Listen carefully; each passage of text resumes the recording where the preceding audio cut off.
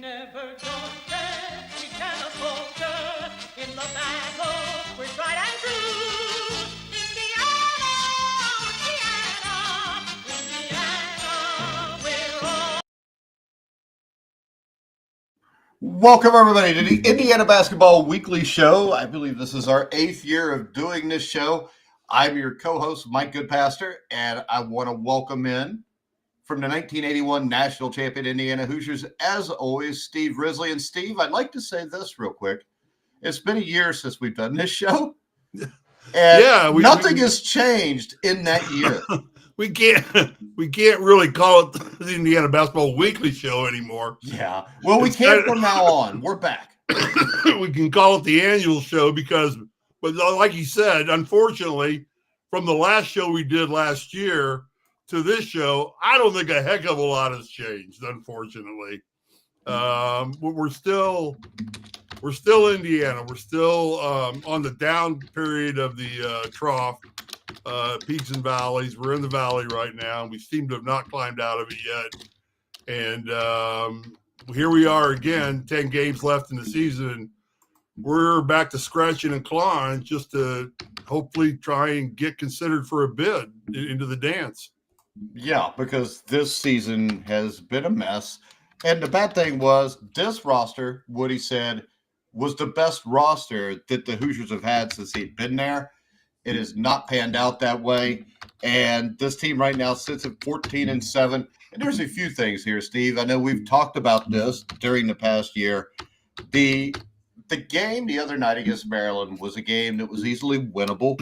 They blew that game, and they kind of fell apart during that game. And to me, when I'm watching that, I'm thinking, well, that's what you get for playing a weak-ass non-conference schedule with every game at home, except for the trip to the Bahamas where they got blown up. Yeah, I agree wholeheartedly.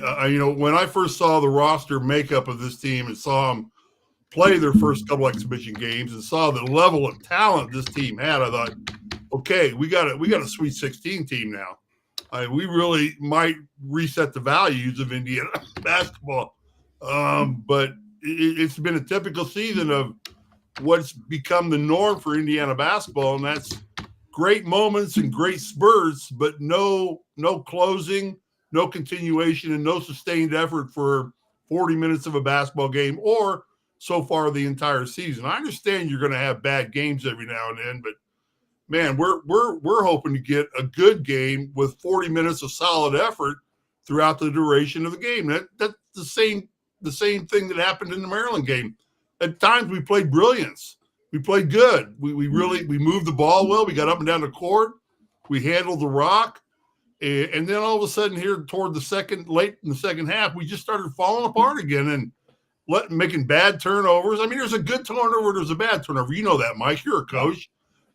We start making dumb turnovers. Galloway just can't seem to control the rock when the game gets on the line. He leads the pack in making crucial bad turnovers. And he's not the only one by any stretch, but he's the one, maybe because he handles the ball more than anybody else. But, it's just not being able to close and finish out games that's just killing this basketball team's opportunities. Yeah, and they make stupid mistakes constantly.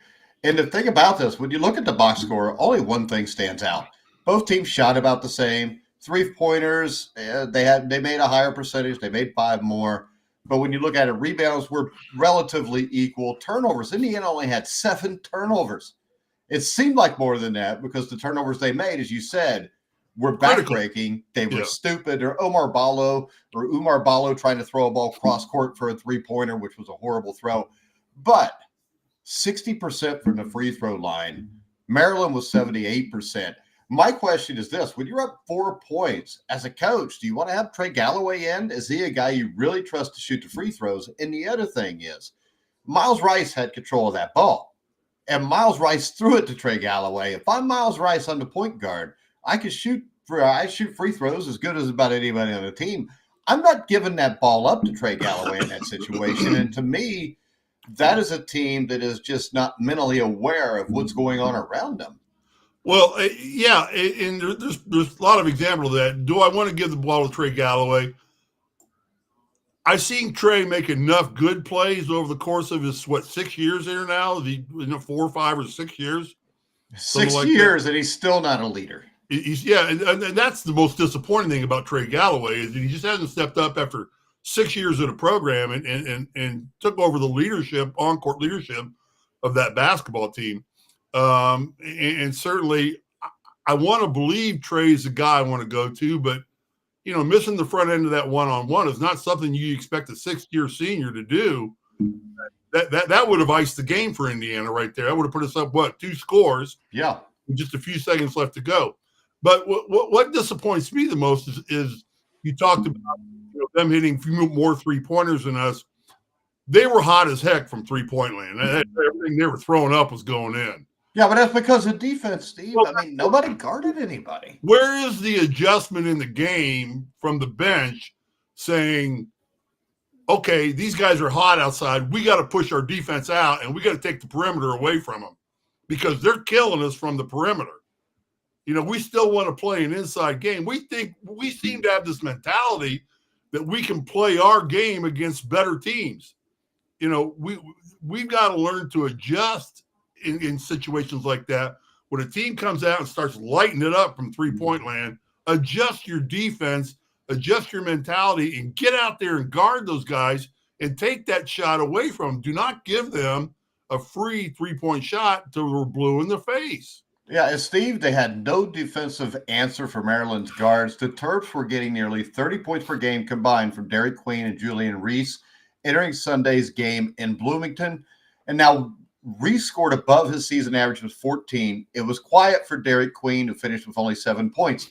If you tell me going into this game, their 2 big guys are going to combine for 21, I'm going to think we won that game. But Jacoby Gillespie, Rodney Rice, and Selton Miguel combined for 56 points. They hit 12 3-pointers. 8 of the 12 triples from the trio came in the second half, including a game winner from Rice, and he led all scorers with 23 points. When Maryland needed a big play on Sunday, one of its guards was there to make it. As Indiana's guards, as always, had no answer defensively whatsoever for this team. The coach had no answer for this team. And Robert Stewart from Vero Beach, Florida, says Gallo likes to lose his feet and throw the ball away. Gallo's here for 6 years. Gallo came back for the 6th year because he's getting $500,000. Yeah, that's part of the problem with this team. I would too if I was getting that kind of nil money. Bet your ass. I'm coming back. What do I want to go get a real job for? We're going to put a suit and tie on and go to work and fight traffic every day. Stay in college, go to half your classes, whatever, and collect a check. That's good. That's a good gig if you can get it. Trust me, I wish I knew about that gig. So, and then our inside play, our guys, I think Ballo is as good a big man as there is in the Big Ten. But he's not in great shape, and he doesn't play hard. So why are we not taking Ballo and getting him in shape? I mean, this is a guy who's athletic. I mean, he's athletically big. He's not just big. And the utilization of him, well, you can't because he's the last player down the court most of the time. He acts like the guy's watched too many NBA games in my book. Yeah, and I'll tell you, Steve, he'll dive on the court for a ball, which you could say more than most Hoosiers over the last 4 years, but it takes him like a day and a half to get up. I mean, it's sad. He hits the ground, and you just see him kind of moan, and a little grease will come out of his leg, and it's just sad. And the thing is, you've got Malik Renew. When those two play together, things don't run well, and it's because neither one of them can guard the wing then. If we're going to play Purdue, and Purdue's a team that plays with 2 bigs, but those 2 bigs, at least one of them can move and get to the wing. And my question is, if Ballo has trouble with playing a whole game, why not just split the time between the 2 of them? Well, I think this is the problem, Mike, in my opinion. What this team lacks, and you should be able to play Ballo and Renew and even Mbako at the same time. If you put those 3 and you could get them playing together, you'd be formidable. You'd be very formidable in the Big Ten. They're all 3 very good basketball players. What this team seems to lack, in my opinion, is a common goal. I don't think this team has a common goal. I think they have a bunch of individual goals on this team. Either Well, that's the common goal, though, Steve. Well, the common goal is to have the common goal is become nil money, I think, and portal, and not let's hang another banner. Yeah, I'm in a storied program with 5 banners hanging there. Let's add one, and I do not think this team is being taught that goal, has that goal. To where, and it's one thing, like Bob Knight used to say, everybody has the will to win. Very few people have the will to prepare to win. Okay, yeah. This team is doing nothing to prepare to win in my eyes. I see them play, and I see basically 5 individuals on the court, talented individuals that are playing on their pure athletic ability. They'll make some good. Galloway makes some good passes, gets guys open, gets the lob dunk. But there's just not this I'm willing to sacrifice my individual effort to beat this team to get us to a better chance to win a national championship. Yeah. And because this is a team that's talented enough to be in the Sweet 16 easily. Well, and the thing that's disturbing is I do a video after every game with Mike Woodson's press conference, and they've got to get over the hump. He's got to do a better job. He doesn't want – he needs to be competitive. It's the same, for lack of a better term, shit. Every game when they lose, we have to hear for 4 or 5 games how, we're missing our big man, Malik Renew, and now he's back, but he's not in shape. I mean, how old is he? Like 20, 21? And he going to get in shape or out of shape because he didn't play for 3 weeks? I mean, at the age of 21, Steve, from what I remember, I don't even know if you have to get in shape that much. I mean, everything feels good, right? Not like we are now. So I don't understand this, and I still think Woodson talked about leadership, and he tried to say that Umar Ballo was a good leader. Number one, if you have your good leader that you had to suspend for the Winthrop game because he was in a bar the night before, I don't really think he's leading the rest of your guys anywhere profitable. I think this is a joke.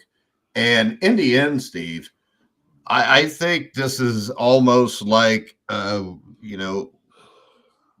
at the end of the line here. And I think I would have let him go out of respect for him right now. Because I'm really afraid the rest of the season, these next 6 games, you get 6 straight losses, you're 14-13, and he's going out completely embarrassed. Yeah, I'm not going to go as far as you are at this point. I just think that coaching needs to take a little bit more ownership of the failures of this basketball team than they're presenting themselves in the press conferences. I think Mike's a smart man, capable. He knows the game. I mean, he's played the game at every possible level. He's coached the game at the pro level. But he's never really been a winner at any level.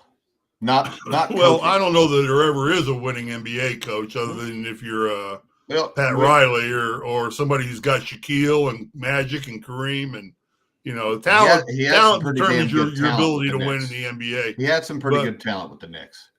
Yeah, he did. And he's got great talent here. And my thing is this. Just answer me this, Steve. Okay. Do you build culture 4 years in? Because to me... Yeah, if you don't have your culture set within 4 years in, then you aren't going to ever have a culture. If you don't have it set the first weekend, I don't think you're ever going to have it because things go cattywampus then. You determine what your culture is going to be, and then you establish it. And you live by that culture. And you come out and say, this is going to become the culture of Indiana basketball. Yeah. And from day one, this is it. Now, everything we do is going to be within the structure of this culture. Yeah. And I just don't feel this team has a culture. I don't think they've had a culture. I don't know if they've had a culture since.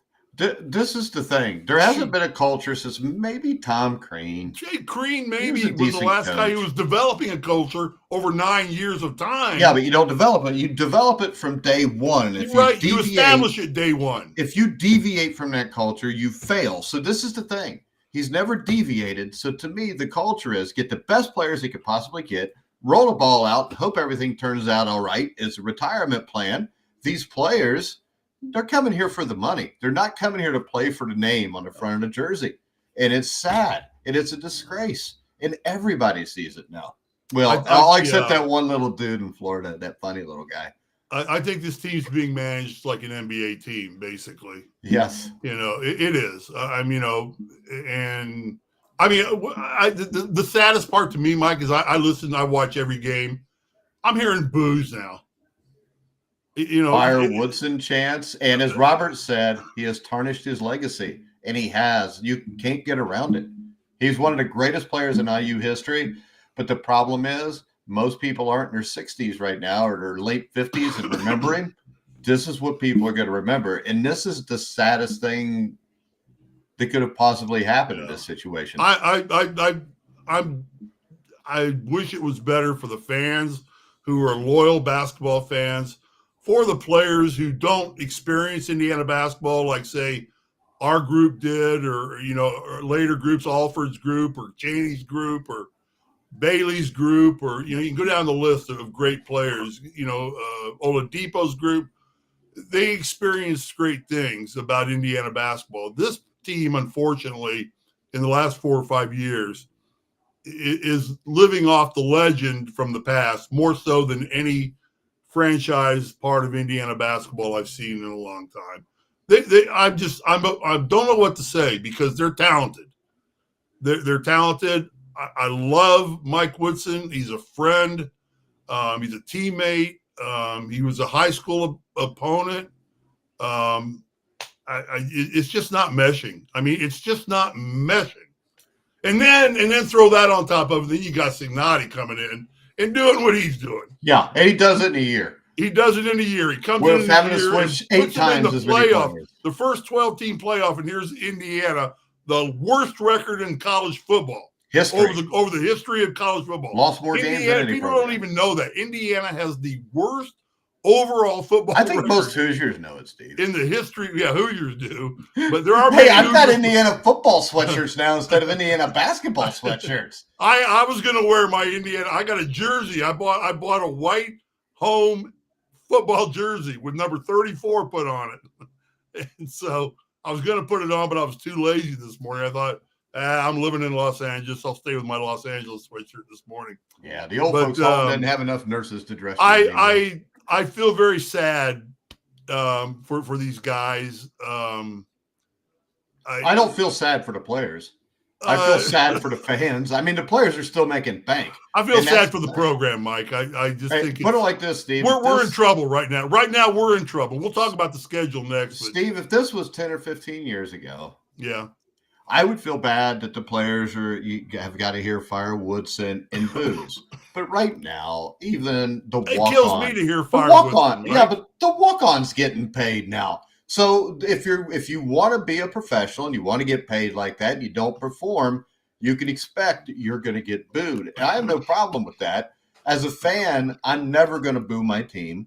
But everybody has a right to, especially when you pay what you pay for a ticket to an IU I think game. that's a good point. If you're starting to pay players, they better expect to get booed now. Yeah. Because we've just made it more like an NBA game. And we all know how much they make, and it's more than what most of us make in a year. Well, yeah, more than I made in my first 10 years, probably. At a lot of IU? these guys, How much they pay in Italy? I got paid like $35,000-$40,000, but it was cash. Oh, so you didn't have to pay. I won't say that. If I say you don't have to pay taxes, then you might be in trouble. No, I paid taxes. Trust me, the government, I had to declare it with the government when I came back to Indiana, but it was cash. You didn't have to, did you? I wasn't smart enough, and I had watched The Midnight Express with the guy that tried to steal the little hashish. You remember that movie? I'm not as old as you. No, everything I remember watching. He was the guy that tried to steal a snowflake in like a little brick of hashish on his plane, and they caught him, throw him in a Turkish prison. Oh, like Angel Reese. No, or not Angel Reese. What was that? Who's that big guy that plays in the WNBA? Brittany, whatever. Yeah, Brittany Griner, that big dude that plays in the WNBA. Yeah. I think she got railroaded, but that's a different story. That's a he. Oh, I'm telling you this, Steve. If you're coming home from Russia and you're dumb enough to put anything. All right, Mike, let's remotely. just say, do we see anything in the statistics that point toward what's happening here? I mean, we're outscoring. Yeah, they can't shoot free throws. Well, we're what are we? We're 72% free throws as a team. That's not bad. I It's mean, not that's good. acceptable. But I would say this, though, Steve. I bet if you look at just free throw percentage in Big Ten games, it's not as good as the overall. Yeah, I don't know if I can break this down by Big Ten games only here. But the big issue, Steve, is the schedule the rest of the way. They got to play 10th ranked. Well, Purdue. let's before we get to the schedule, let's look at the stats. Let's go through the stats real quick to see. Oh, you just finally found the stats, didn't you? No, I've had them up since about 8 o'clock this morning, man. I've been studying. You told me you didn't have the stats. Come on. I've got the stats. I called you at 10 this morning. You said you just woke up. You know, the key areas here, we're getting outshot from the 3-point line. 32% versus 35%, 34%. We're making free throws. Our field goal percentage, we're at 48% to 43%. We're getting better shots and making more shots. Defense is a huge issue. We'll get there. Rebounding, 799 799 to 715. We're out rebounding 38 to 34. We're getting 4 more rebounds a game. Assists were 344 to 293. I mean, on paper, but remember this, Steve. That includes 10 or 12 games against the Sisters of the Poor. I'm aware of. We'll get to that. Let's just go through them, then we can talk about what these mean. Turnovers, 258 to 239. There's your problem right there. Now we get to the defensive end, like you said. We're averaging 12 and only taking away 11 times. Assist to turnover ratio 1.3. Points off turnovers, 15.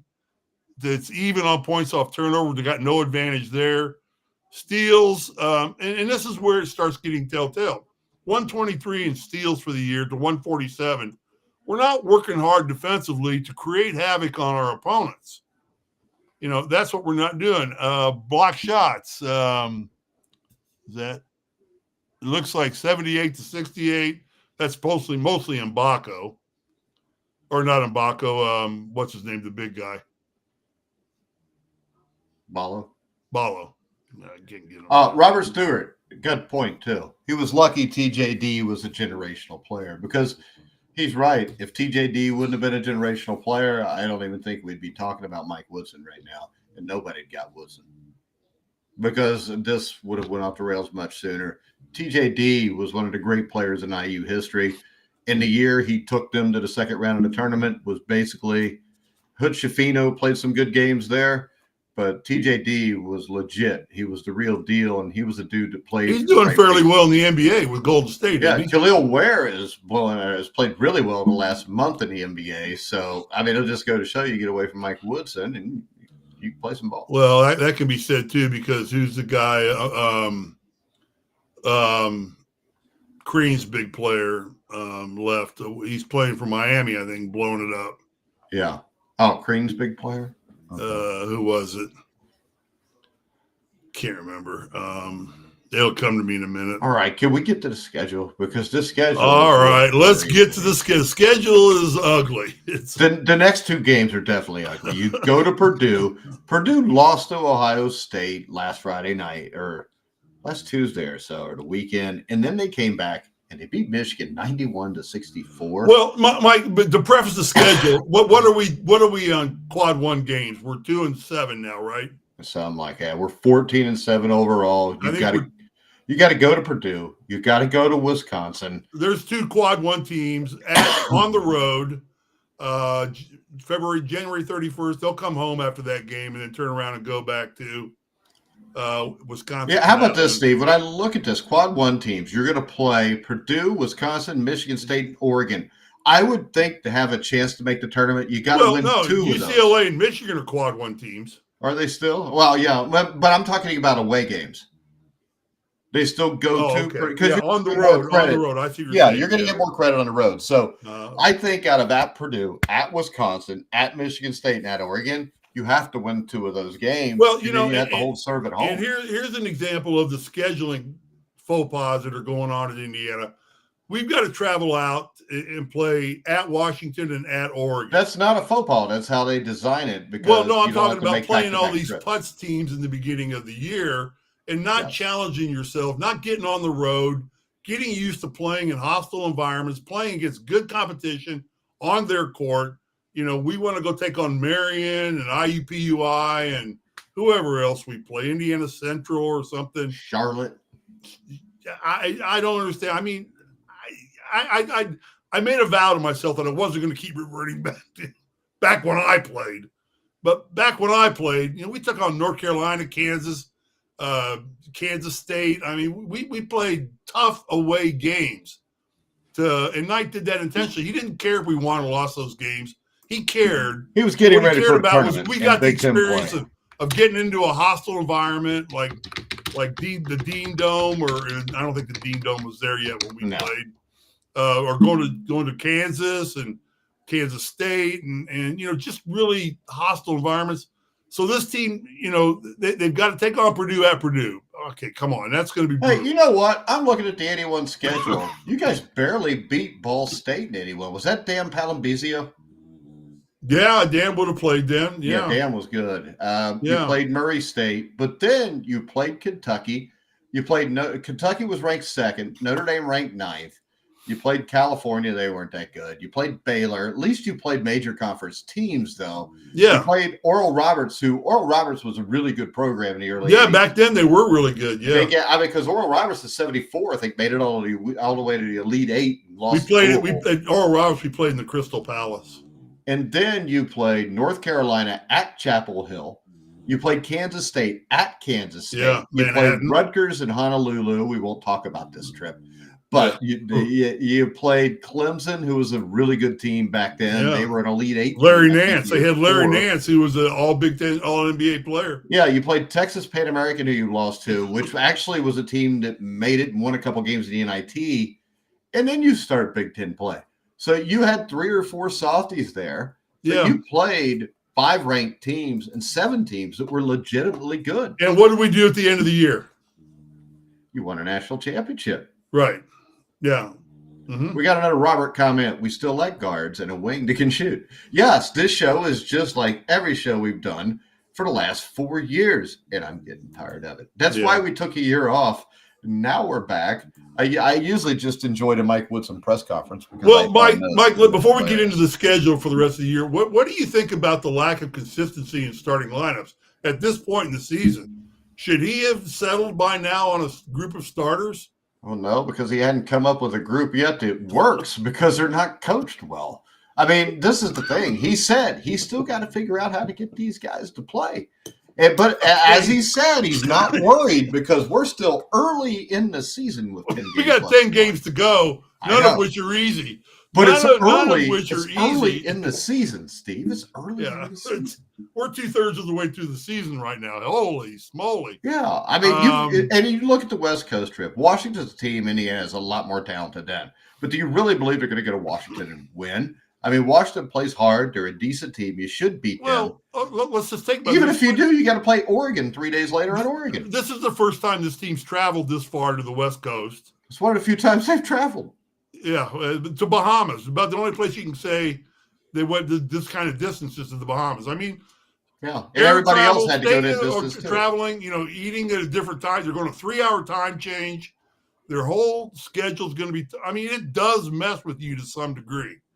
You're playing games like I get up and watch IU basketball at 9:00 in the morning. That's early for me. I'm retired. Well, this is the thing. I didn't play at IU, but I can also tell you this. I think the biggest issue here with playing in a different arena, all rims and backboards are a little bit different. The depth perception is a little bit different, if you know what I mean. Yeah, especially if you go play in like a dome. But, I mean, anything is going to have something you're not used to. Yeah. And you have to get used to being uncomfortable to be a great road team. All right, so go back at Purdue. That's going to be a tough one to win. Yeah, well. Then they turn around and they got to go play at Wisconsin, who's playing great basketball right now. Yeah. 17th ranked. You got a 10th ranked team, 17th ranked team, coming back and bringing Michigan into here. What did you say Michigan's record is? I think they're 14-5. What are they in the Big Ten? Do you have that? They're 14-5. I think they've lost 3 games in the Big Ten. They're a good basketball team, but they have not played as well of late. They struggled to get past Penn State. Don't they have the coach that we wish we would have gotten? Yes, Dusty May. Now, this is the thing that was amazing to me, though. and this is when we were on that stupid Facebook page, but when somebody brought up, we're going to regret losing Dusty May, there were Indiana fans saying, well, he hadn't really done anything yet, even though he went to the Final Four with Florida Atlantic. Dusty May, this is the other ones and things. We got to wait 3 or 4 years. So he's got his own guys. Of course, he doesn't recruit high school guys, so he's always got his own guys. But Dusty May replaced 11 guys on that roster. And this team is 14-5. They've beaten some high caliber competition. That's going to be a game where Indiana's going to have their hands full. I think the best hope there is, who does Michigan play before that, which I'm not sure. So maybe you can catch them at the right time and get a chance to win. But after that, Steve, you got Michigan State, who still has not lost a game in the Big Ten. Izzo's poised to tie Knight for all-time Big Ten coaching wins this weekend. Next game after that, he breaks it. Michigan State's on a juggernaut right now. Izzo is a damn good basketball coach and always puts together teams, and this team start gelling this time of year. He hasn't been great yet, or great for a while. I think they made the Final Four in like 2019. Lost to Texas Tech, but his teams are always respectable. They always play hard. Nobody will want to play Michigan State come tournament time. Nobody wants to play them right now because they're running through the Big Ten. Well, okay, so we got at Purdue, at Wisconsin, home to Michigan, so 3 of our next 4 games are against ranked teams on the road. Yes, and Michigan. Now, don't you think playing some ranked teams on the road early in the season would be a good thing now? Steve. Yeah, Steve, the problem with that is if they'd have played ranked teams earlier in the year, they might have gotten better. But the way they're coached, I'm betting they wouldn't have. And if they'd have played 3 other ranked teams on the road, right now they would be 11-10. I'm not going to harp on the the like you are. I will, because it's the only thing. You go ahead. It's disgusting. I want to believe in Mike. I want to believe in Mike. Well, after 4 years, this is kind of like your wife cheats on you once, right?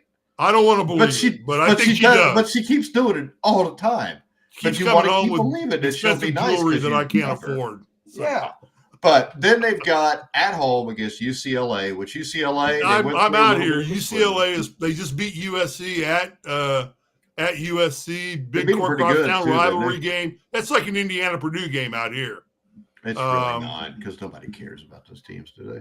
Well, I don't know. I mean, come on. It's home of O.J. Simpson. Yeah, you're going to do all football players now, except for Bill Walton and Lou Alcindor. Well, Bob or. Who's 43, the baseball player? 43. Jackie Robinson. That was 42. That was 42. Okay. Yeah. Richard Petty was 43. I'm sorry. Okay. Then they got to play UCLA at home. Now they get Purdue at home. Then they get Purdue at home. So again, that's a tough weekend. I mean, UCLA is going to play them tough, whether they win or lose. They're going to play hard, and then they got to go against Purdue again. When's the last time Indiana beat Purdue? We beat them a lot. We beat them twice TJD's year 2 years ago. Okay, so it was 2 years ago? All right. We might have beat them last year. I don't really remember, but I know we've done all right again. Matt Painter's biggest issue has been beating Indiana. And then Indiana will host Penn State. Indiana's already beaten Penn State. Penn State's not a bad team, though. They'll jump up and beat you every once in a while. And then, like we said, we've got that West Coast trip to Washington and Oregon, all between March 1st, March 4th. I'm sure it'll stay out there. And then you finish the season against Ohio State on March the 8th. And Ohio State's a team that has been good enough to beat Kentucky and Purdue at home. Or they beat Kentucky at Madison Square Garden. They beat Purdue at Purdue. So there's no game in here. Yeah, they're I look at and say that's a win. No, so looking at the last 10 games, Mike, I mean, what's your prediction record-wise in the last 10 games? Well, I don't really want to go through that, Steve, because that makes me feel bad. But I would go lose to Purdue, lose to Wisconsin. I think they got a shot against Michigan, but I'll say lose, win. I think the next 10 games, Indiana goes 3-7. Well, that doesn't give us a shot at the tournament, because that puts us what overall if we do? It gives us a winning record, which will give us into the NIT. We'll be 17-14. 17-14. And then there'll be a new coach. I don't know. I don't think they're going to give up on Mike. They're going to fire him. They have to fire his ass, and it needs to be done in the next week because this shit's ridiculous. They just gave him a new contract. Doesn't matter. The buyout's not that big. They can obviously afford it when you look at what they gave Signetti. And this also gives Dolson a chance. Quinn Buckner will not be the head of anything once we get to April. Scott Dolson can go pick his own guy. Scott Dolson, when he picked Kirk Signetti, that seems to have worked out. If Dolson can nail a basketball coach too, I mean, Scott Dolson's got a lifetime job here. Yeah, there's no doubt. I mean, if he just can revive the Indiana basketball program, he's got a lifetime job. Yeah, this is the thing. He revived Indiana. He didn't revive Indiana football. He brought Indiana football to life. They weren't really revived because there was nothing. I think anybody that expects Indiana to repeat next year what they did this year, they're on everybody's radar screen now. I expect Indiana football to still win at least 8 games next year. Oh, yeah. I expect them to be ranked all season long. I do too, but to say they're going to make the playoffs again would be a tough call. Well, I expect this team to get better every year. This team could be better and be 9-3 next year, just because the schedule is going to be much tougher. Okay, so Mike, what does Indiana have to do to improve for the last 10 games? What do you see as the keys to them improving? I would say you would have to fire the head coach. Is Robert the only person listening to us? No, actually, if we look at this on Twitter, we've got 55. On YouTube, we got 360. On Rumble, 580. So on a lot of these, he's the one that knows. On Facebook, you can comment. I think YouTube you can, but most people usually don't. Hey, Mike. Robert says to wait till the end of the year. You think Brian from Got Wits is listening to us?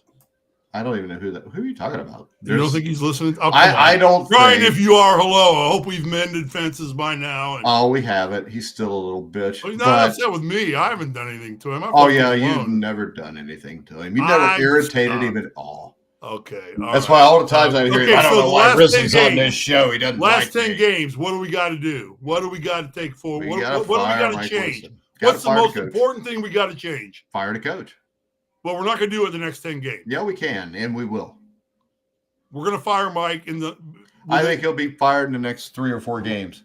I do not think he'll be fired. I think he will. Historically, Indiana, they're not going to do that to Mike Woodson. They are not. Mike Woodson's done this to us. Come on, Mike. Come on. He's a fucking They're not going to fire Mike. I don't want him to fire Mike Woodson. I've told you this when they hired his ass, if you remember. Well, he was a shit coach in the NBA. He's not a leader. He's not well-spoken. From a tactical standpoint, aside from letting Mike not be the coach anymore, which I will guarantee you is not going to happen. Okay. We'll go live as soon as it happens in the next 2 weeks. All right. I'll go live and I'll eat crow or whatever. Shit. I want you to eat shit. I'm not eating shit. I'm not that. Well, the crow's got to be just freshly dead. Okay. What is the number one tactical thing we've got to change? To start off with, I would only play Renew or Ballo one at a time. I would split the time between them to keep them fresh so they could dominate. But the 2 of our 3 best players. I don't care. It doesn't work. You can't defend teams with 2 slow big guys anymore because they're going to spread you out with 3 or 4 dudes. They're going to run. You're not going to be able to get out and guard them. It's not a shot on Renew, but this is the thing. Renew is lazy on defense. He doesn't play defense. Ballo, I don't think he's lazy on defense, but he gets tired really quick, which makes him look lazy on defense because he's fat. He needs to lose some weight. If he doesn't want to, he's what, 22, 23 years old? He could drop 10 or 15 pounds in a week. If he wanted to. You need to put in guys that want to win. Trey Galloway would never touch the floor again. That simple. I think the kid is a decent player. But at 6 years, if you're not a leader, you can't knock down a free throw. I like Luke Goody. Luke Goody plays his ass off. Anthony Leal played exceptionally well in the last game.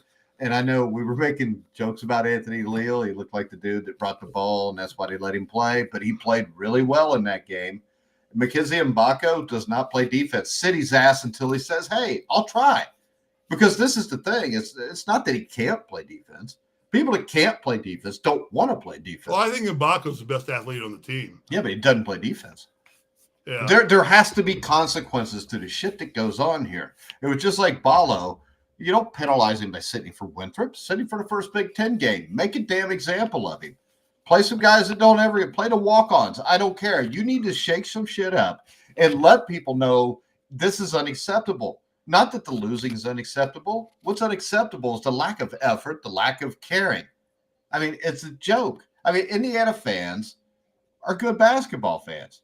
And when they're booing and chanting Fire Woodson, there's a major issue because that's one of the 10 most iconic players this university's ever had.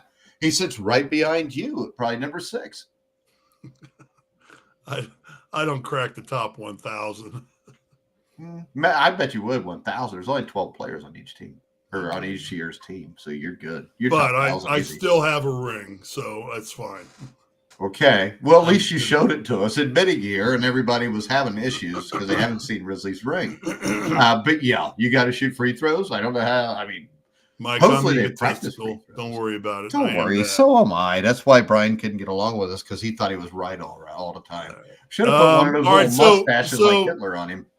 You think the biggest thing then, the biggest problem of this team is lineup?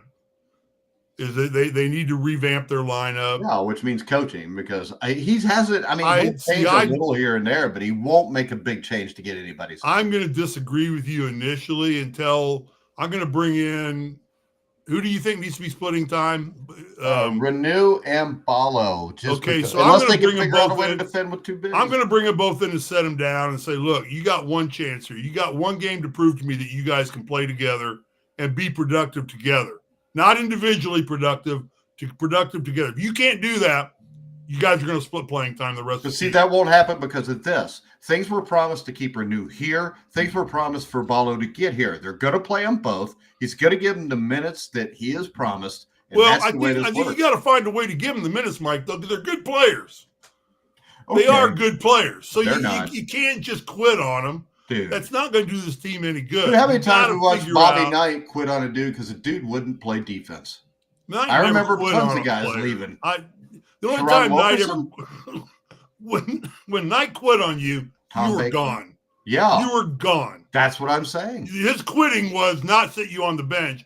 It's packing your no, bags I saw and go. Your ass got sat on the bench and in the doghouse numerous times, Steve. But he never quit on me, though.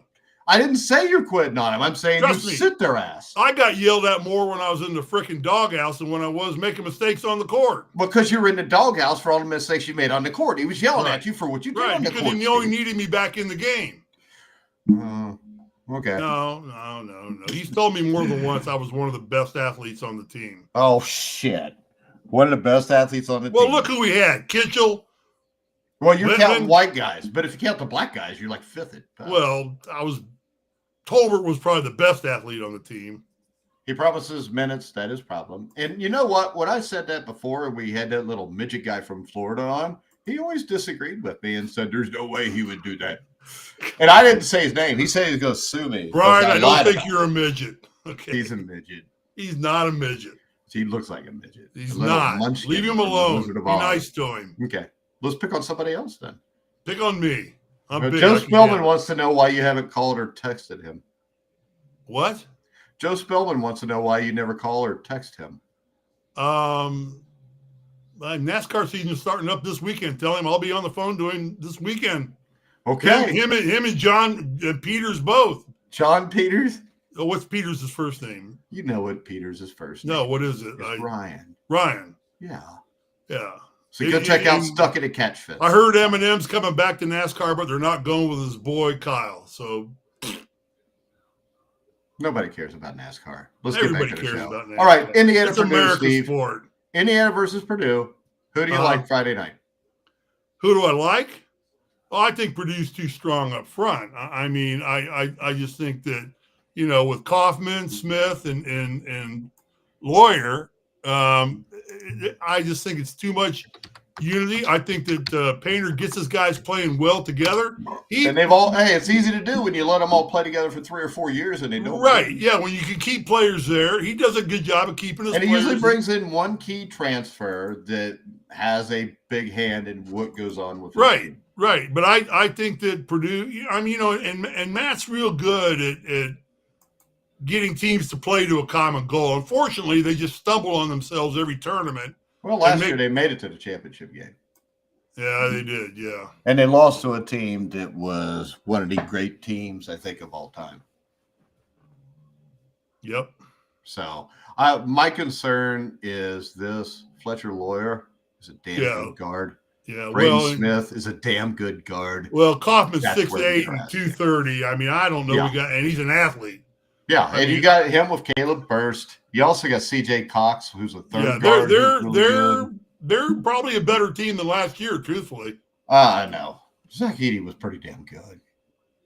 Well, and the great thing is, though, all the Indiana fans that sat back and said, that's because they've got an 8-foot monster in the middle. Well now they don't. I know you're gonna rip me a new butthole, but I'd probably rather have Kaufman than Edey on my team. You're crazy. I can do more with Kaufman. I can do more with him. I know. Everybody in the whole world just went, ugh. I like playing physical basketball. That's what I'm born and bred on. You're not allowed to play physical basketball anymore, Steve. I know. That's the sad part. Wait a second. You're telling me Zach Edey wasn't physical? I don't think it was. I remember all the IU fans bitching because he said he was knocking everybody down. I think Edey his height and his agility was what made him. And his ability to score the basket. He shot free throws. Yeah, agility around the bucket and his height. Yes, combine that. But I think that I could have banged the crap out of him and gotten him away from the bucket. I think there's a lot of players that could have done it. Okay, Steve. All right. Okay. I think you're too old to bang him around. Not today. Back when I was playing in 1978 to 81. Back then. Shit, 50 years Crap, I had to guard Joe Barry Carroll every game. Yeah, got cleaned my clock more times than I ever had a clock to clean. So Zach Edey's a lot better than Joe Barry Carroll, I think. And I think no. Zach Edey plays hard on every play. No, Joe Barry Carroll had a that's the mistake about Joe Barry Carroll. Okay. Joe Barry Carroll played hard. I watched him in the NBA. So damn smooth and good. You didn't think he was playing hard. In the NBA, he wasn't very good. And that's what I'm talking about. Well, that's a different world. Yes. Than where we come from. So, and Zach Edey's in the NBA, and he's doing pretty well, I think. All right. What do you think the chances are of Indiana making the dance? 0. Really? 0. There's not a chance in hell. I'd say right now it's 50-50. You're out of your freaking mind. So you think that they're going to win 2 of those 4 road games? You're not an optimist. Last year, you and the little midget troll guy from Florida both bet me that you would send me a hat or a sweatshirt. I apologize. And neither one of you did. Now him, because he got mad because I called him out on some stuff he said it was disgusting. And I have text messages. You called me stuff that's disgusting before too. You're just lucky I like you. All right. So we want to I think they've got a 50-50 chance of making it right now. I think they're going to win. I think they're going to beat Michigan. I think they're going to win at Washington. They're going to get Ohio State. I think that's 3 games. What the key is, Mike, they've got to win 2 quad 1 games on the road. They've got to win 2 quad 1 games on the road. Yeah. Because they're going to be under 500 on quad 1 games. You think there's a 50-50 shot they're going to win 2 games at Purdue, at Michigan State, at Oregon, and what was the 4th one? Wisconsin. At Wisconsin. So you think they're going to win? I think they win at Wisconsin and at Oregon. No way. Oregon is the best chance. There's no way they beat Wisconsin or Purdue or Michigan like Robert said, they can always win the Big Ten tourney. Robert, come on, son. This team is talented enough to win the Big Ten tourney. They're not. I just don't know if they're good enough. They're not coached well enough. Well, they're talented enough. I don't know if they're good enough. As a team. Coached well enough. As a team, that you can interpret that how you want to. If you want to interpret it as coaching, interpret it as coaching. It is. I just think this team does not play together yet. And that's coaching, and we're almost 3/4 of the way through the season, and we're still saying that. You know, Mike, that's why we have 2 people doing this show. You can say that shit, and I don't have to. Yeah. So this is the thing, though. I'm not afraid to say that shit. I don't want to see Mike Woodson fired. I want to see him succeed. So you want to see him stay here? I want to see him succeed to stay. He's not going to succeed. Does he win a national championship? I'd love to see it. I don't think it's going to happen. No, it's not. Okay, so answer me this. Why do you want to see him stay here if you know we can never win a national championship? Hey, there's Joe. Hey, Joe Spillman. There's Joe. I whipped my own ass. What the hell? Huh? What's he talking about? He's from Vevey, Indiana. That's weird. Oh, he says he wipes his own ass, but he really said he whips his own ass. He said he whips his own ass. Well, Joseph Michael's a freak. Vevey, they do weird shit down there. In Vevey, yeah, they really do. Yeah, they do, man. They do. It really raised everybody's property taxes though when Joe moved down because he was from Ohio. You know what? He taught a lot of the people how to read and write. Vevey, Indiana is a place where Larry Bird wouldn't even go to, and that's pretty redneck. He would go there. Oh, he would? Yeah, Vevey's not that bad. I mean, it's pretty bad. I've been to Vevey. Anyway, for what reason did you go to Vevey? I don't know. I drove through it on the way to Louisville to buy some Amish cheese. My brother went to Hanover College in Madison. Well, it's not too far from there. No, that's what I said. We went to Vevey. I didn't know you had a brother. Yeah, I got a lot of things you don't know. Yeah, probably a lot of things I don't. All right, I'm going to be the optimist in this duo between you and me as we finish out the season. Now, we can do this regularly now. I think we go Saturday morning at 11 to recap the Purdue game. That's 8 years. I got to see what time NASCAR qualifying is on. It doesn't matter. 11 o'clock. It matters to me. It doesn't matter to me. In or out, I'll get Robert. It matters to Ryan Peters. It does not. It's freaking a fake preseason race. It's like caring who wins an NFL preseason game. Yeah. Hey, what do you think about Lewis Hamilton going to Ferrari? I think it is very exciting times for whatever that is. All right. I think Indiana. I think right now Indiana's in a world of hurt. They backed themselves into a corner. They got a very tough schedule coming up. They've got to win 2 road games now with quad 1 teams.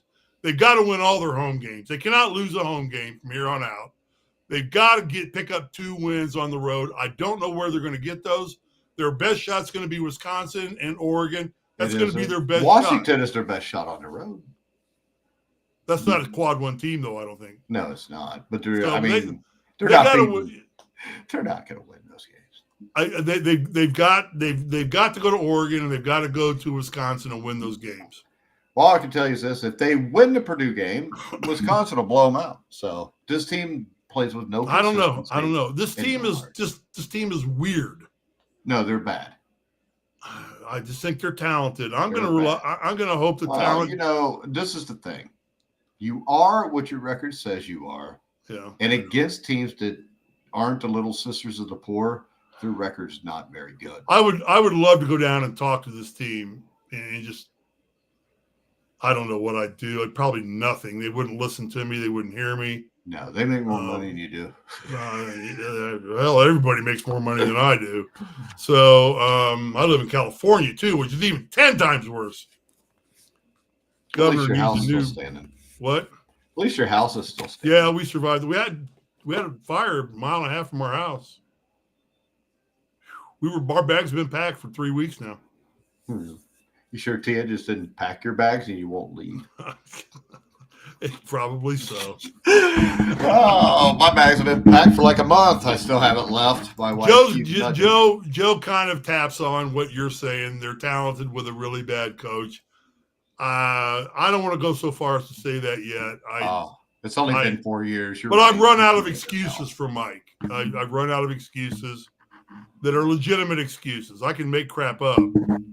The fact that he's a teammate and a friend and a long time, no relationship with him, that's not enough anymore. He's got to win ball games. Making $5 million a year, he'll be all right even if you are talking shit about him. He's made a lot of money all of his life. I don't think money's his issue.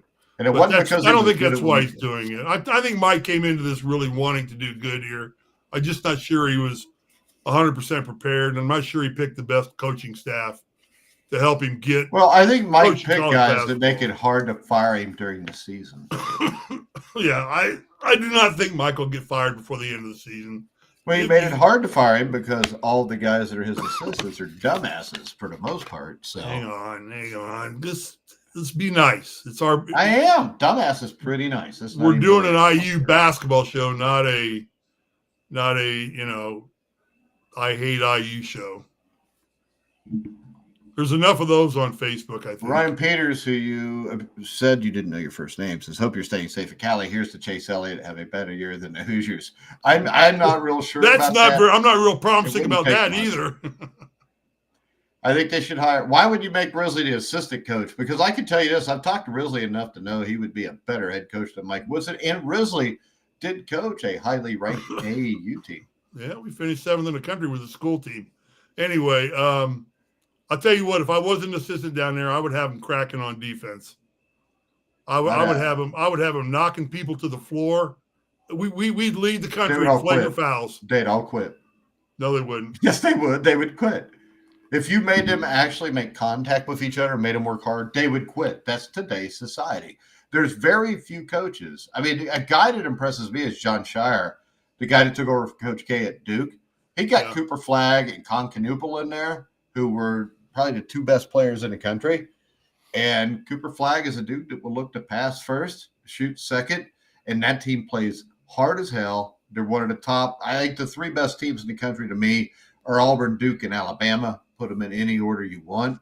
But those coaches all get their kids to play hard. You can throw Kelvin Sampson at Houston in there, probably about 4 or 5. I don't know. Did he used to coach at IU and then we ran him out of town?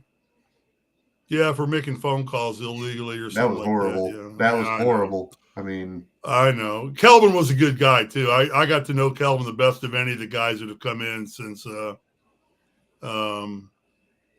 Knight left. I knew him. But he wasn't an IU guy, so he didn't fit the description. I know. Well, that was it was Greenspan, wasn't it? That screwed that all up.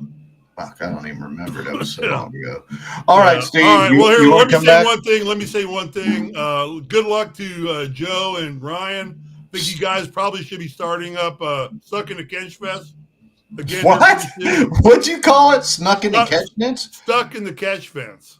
Stuck in the Catch Fence. And you can find that on YouTube if you look up Stuck in the Catch Fence. Yeah. They're not with us anymore because they were. I was very privileged to be a short part of it for a short term before they fired my ass. Well, I mean, come on. It's you and Peters together. One of you had to go. It was me. Joe would have went insane if both of you would have stayed. Yeah. Ryan was a little too smart for my blood, but I hope you guys get your show going. I'll be listening as usual. Mike, go ahead. What were you going to say? Good luck to Joe and Ryan. We're going to go Saturday at 11 for our postgame show for Purdue. 11 my time? Yeah, my time. No, that's 8 o'clock my time. I don't do anything at 8 o'clock in the morning anymore. You poop. No, I don't even do that. I do that at night before I go to bed. I guess we'll come back on Monday then. Monday, all right? Monday evening or afternoon or what? Monday morning, like 1 o'clock. Same time now. Monday. Steve's old, so he's got to check his doctor's appointments. Oh, I do, man. I'm old. I'm 66. I am 66. I am trying to stay healthy.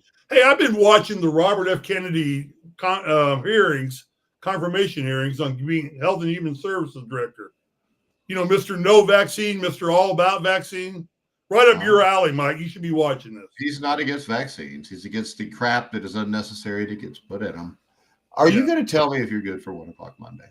I'm good for 1 o'clock Monday. 1 o'clock Monday, we'll come back to wrap up Indiana Purdue. If the wheels fall off like they usually do, and Mike Woodson gives another Over the Hump podcast, we'll be here as I'll break down Mike Woodson and his genius comments. Well, if we got to change it, we can change it. I'll get up at 8 o'clock Saturday morning. But what do you want to do? I just told you we can do 11 o'clock Saturday morning. I think that's the best time to do it. What time? 11 o'clock. How about 12 o'clock your time, 9 o'clock my time? All right. I'll have to make sure it's all right with my wife, but we should be good. You don't take that long, Mike. Don't worry about it. Oh, I do, Steve. Started about 8:52, and you'll be done, cleaned up and ready to go. I don't think so, Steve. Yeah, okay. I'm a hard worker. All right, guys. Make sure you follow us on X at Grilling Truth. Go IU. Sportsbook. Huh? Go IU. Check out the best sportsbook for betting on college basketball, including Indiana basketball. I'm waiting to see what this Purdue point spread is. I'm betting it might be double digits by the time we get to that game, which I may have to stay away from. I'm going to tell you what, no matter what the point spread is, bet Purdue. Well, all right. See, you're the one that said they got a 50-50 shot to make the tournament. Well, I didn't say a 50-50 shot to beat Purdue at Purdue. Isn't it sad that we're doing an Indiana basketball show and we're admitting Purdue is far superior to us? Well, all right. Also, a lot of people are watching. I appreciate it. Like, share, subscribe on YouTube, and make sure go to Facebook. Share our show to whether Indiana site or Indiana fans you can find. We're not ESPN, so we're not going to blow smoke up your ass. We're going to tell you what we think. That's why Mike should be gone. But Steve Risley, you can follow at SRisley34. Correct, Steve? Only follow me if you want to see pictures of my Australian Shepherds. And he has a beautiful dog, so you may want to do that. It'll be better than looking at pictures of the IU basketball scoreboard. So we're going to go ahead and wrap the show up. For Steve Risley, I'm Mike Goodpaster. You've been watching and listening to The Grueling Truth, where the legends speak.